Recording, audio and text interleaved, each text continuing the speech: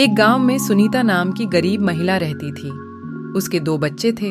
लड़के का नाम राहुल, लड़की का नाम रूबी था। सुनीता मिट्टी के बर्तन बनाने में काफी ज्यादा निपुण थी और मिट्टी के बर्तन बेचकर ही अपना परिवार किसी तरह चलाया करती थी। सीमा के जैसे तैसे गरीबी में दिन कट रहे थे। कुछ दिन बाद दिवाली का त्योहार आने वाला था, इसलिए सीमा ने बहुत सारे मिट्टी के दिए बनाए हुए थे ताकि वह दिए बेचकर अपने परिवार के साथ खुशी खुशी दिवाली का त्योहार मना सके। एक दिन की बात है, रोज की तरह सुनीता की बेटी रूबी दिए बेचने के लिए बाजार में आई। दिए ले लो, सुंदर सुंदर दिए ले लो। आज तो मेरे दिए बिक ही नहीं रहे हैं। मैं घर का सामान कैसे लेके जाऊंगी?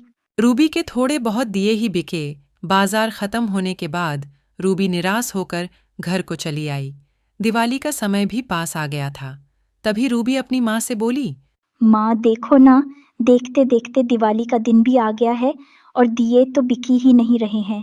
इस तरह तो मुझे लगता है दिए बेचकर इस बार हम कुछ खास पैसे भी नहीं कमा पाएंगे और इस बार मुझे नहीं लगता कि हमारी दिवाली अच्छी जाएगी। मेरी गुड़िया, तुम इतना क्यों सोच रही हो? जो होगा सो देखा जाएगा। तुम्हें चिंता करने की कोई जरूरत नहीं है। तुम दिए बेचकर आओ तो सही। जो होगा अच्छा होगा। क्या पता कल ज्यादा दिए बिक जाए, हमारी किस्मत चमक जाए। बेटी, तू हिम्मत मत हार। सुनीता के समझाने पर रूबी को थोड़ी हिम्मत मिलती है।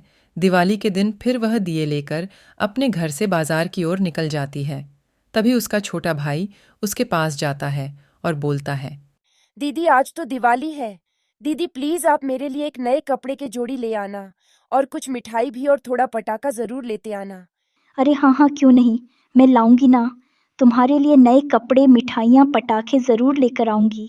दीदी तो मैं बहुत अच्छे से अपने दोस्तों के साथ दिवाली मनाऊंगा। अपने भाई की इच्छा को पूरी करने के लिए रूबी काफी ज्यादा मेहनत करती है और वह जोर जोर से आवाज लगाकर अपने दियों को बेचने की कोशिश करती है। रूबी का यह उत्साह देखकर लोग उसके पास दिए खरीदने आते हैं और वह अपनी दुकान के पास बहुत सारे ग्राहक को देख बहुत ज्यादा खुश हो जाती है और अपने मन में सोचती है, आज तो बहुत ज्यादा बिक्री हो रही है। हो सकता है आज मैं अपने गरीब भाई की सारी ख्वाहिशें पूरी कर सकूं। कुछ और दिए बिक जाते तो हम अच्छी तरह से दिवाली मना पाते। रूबी बहुत ही ज्यादा खुश होकर अपने दिए बेच रही होती है। तभी उसकी आंखों के सामने एक अनोखी घटना घट जाती है। अचानक एक बच्चा सड़क के किनारे रोड पार कर रहा होता है।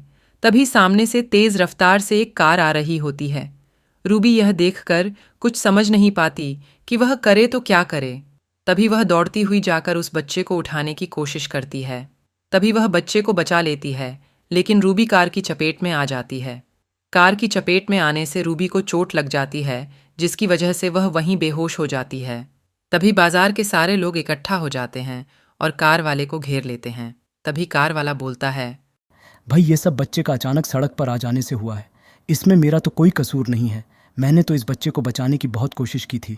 अरे हाँ, यह तो हम सब जानते ही हैं, पर हाँ, इसको चोट तो तुम्हारी कार से ही लगी है ना। इसका इलाज तो तुमको ही करवाना होगा, नहीं तो हम पुलिस को फोन कर देंगे। अरे हाँ, क्यों नहीं। मुझसे जो भी होगा मैं इस लड़की की मदद करूंगा, लेकिन आप लोग पुलिस को फोन मत कीजिएगा प्लीज। आपस में लोग बातचीत कर रहे होते हैं। तभी जिस बच्चे की जान बचाने की वजह से रूबी का एक्सीडेंट हो गया था, तभी उसके माता पिता वहां पर आ जाते हैं। उन्हें देखते ही आसपास के लोग उन्हें भला बुरा कहने लगते हैं। अरे भाई, कैसे माँ बाप हो तुम लोग? तुम्हारी लापरवाही की वजह से देखो तो इस गरीब लड़की की कैसे एक्सीडेंट हो गया है। अरे भाई, मैं तो कहता हूँ इस लड़की की, इनके बच्चे के कारण इसका एक्सीडेंट हुआ है। इसका इलाज का खर्च इन भाई साहब को ही उठाना पड़ेगा। बच्चे का पिता बहुत ही घमंडी व्यक्ति था और उस पर अपनी अमीरी का रौब झाड़ने लगा। अरे ये गरीब लोग जानबूझकर ऐसा करते हैं, कार के सामने आकर, ताकि हम अमीर आदमी से पैसे ले सके। सोनिया जी, इसने हमारे बच्चे की जान बचाई है। इस लड़की को जल्द से जल्द अस्पताल लेकर चलते हैं। इस बेचारी को कुछ नहीं होना चाहिए। अपनी पत्नी के कहने के बाद बच्चे का पिता तुरंत एम्बुलेंस में लेकर रूबी को एक बड़े अस्पताल में लेकर पहुंच जाता है। वे वहां तुरंत डॉक्टर से बात करता है। सड़क के किनारे जो व्यक्ति इकट्ठे होते हैं वे भी अपने काम पर निकल जाते हैं। इधर अस्पताल में पहुंचने के बाद बच्चे का पिता और उसकी पत्नी को वह डॉक्टर कहता है। चिंता करने की कोई बात नहीं है। इस लड़की को इतनी गहरी भी चोट नहीं आई है। कुछ देर के बाद यह ठीक हो जाएगी। और हाँ, आप इसे घर भी ले जा सकते हैं। ये तो बहुत ही खुशी की बात है डॉक्टर साहब।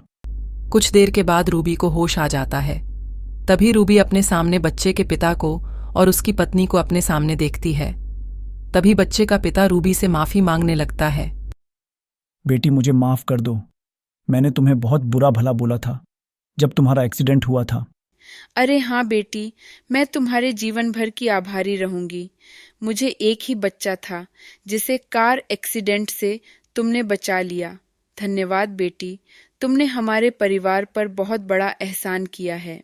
अरे नहीं नहीं आंटी, मैं तो अपना फर्ज निभा रही थी। और हाँ, अब मुझे घर जाना है। क्या आप दोनों मुझे घर छोड़ सकते हो? रूबी के यह कहने पर बच्चे का पिता और उसकी पत्नी पहले तो मार्केट ले जाकर रूबी को बहुत सारी शॉपिंग करवा लेते हैं। मिठाइयाँ और पटाखे खरीद देते हैं। बहुत सारी चीज़ें खरीदने के बाद रूबी को उसके घर छोड़ने जाते हैं। इस तरह रूबी का परिवार खुशी खुशी दिवाली का त्योहार मना पाता है।